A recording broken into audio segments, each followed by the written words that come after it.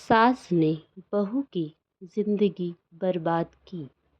कई बार जिंदगी ऐसी करवट ले लेती है जिसकी किसी ने कल्पना तक नहीं की होती। ऐसा ही कुछ एक महिला के साथ शादी के बाद हुआ। मैं हमेशा से एक आत्मनिर्भर मौज मस्ती पसंद व्यक्ति रही हूँ और मेरे पति भी ऐसे ही हैं।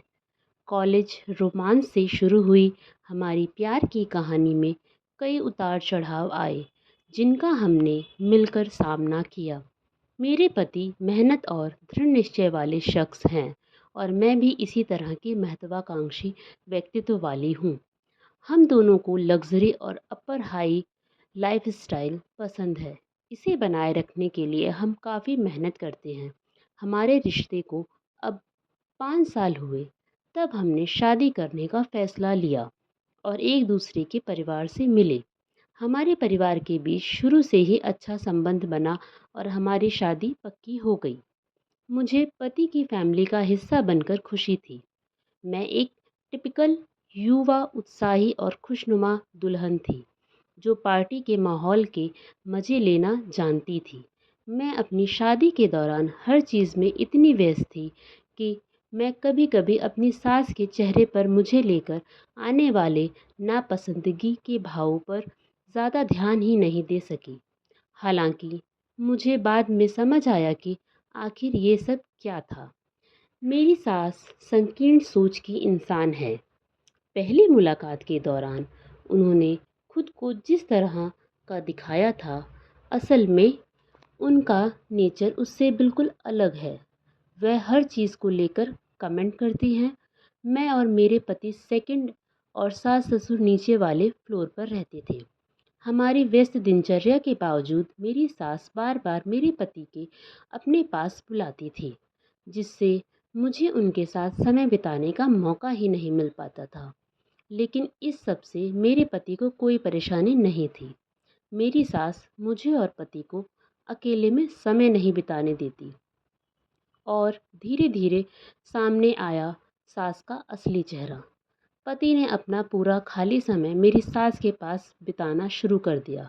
मैं उनसे कई बार कहती भी थी कि वह मेरे साथ कुछ समय बिताएं, लेकिन इस पर वह जवाब देते थे कि इतने साल से वह अपनी माँ पर ध्यान नहीं दे सके और इसलिए अब उनके साथ टाइम स्पेंड करना चाहते हैं। ये सुनने के बाद मेरे पास कुछ कहने को नहीं रह जाता था। मुझे लगता था कि शायद मैं ही गलत हूँ। हालांकि बाद में धीरे धीरे सास को लेकर सारी चीज़ें मुझे समझ आने लगी। उनके चेहरे पर अक्सर मुझे लेकर ऐसे भाव आते थे जो दिखाते थे कि वह मुझे पसंद नहीं करती हैं। तुम बहू के रूप में किसी काम की नहीं।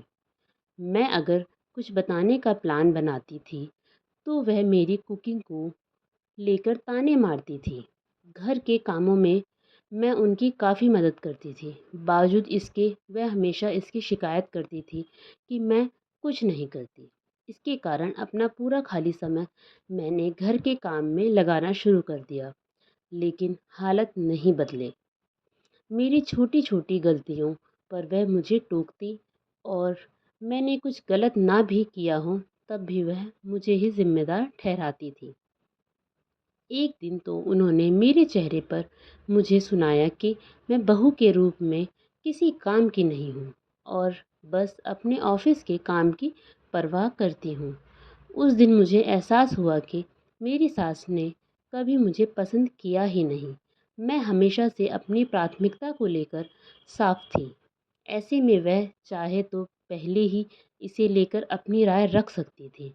मैं एक पत्नी होने के साथ ही प्रोफेशनल पर्सन भी थी।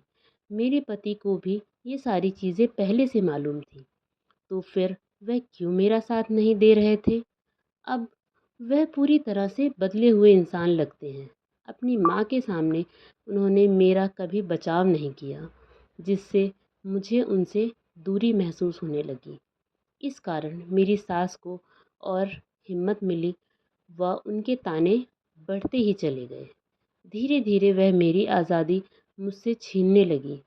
उन्होंने मेरे कपड़ों पर आपत्ति करना शुरू कर दी और मुझे घर में पहनने के लिए भारी साड़ियाँ दे दी।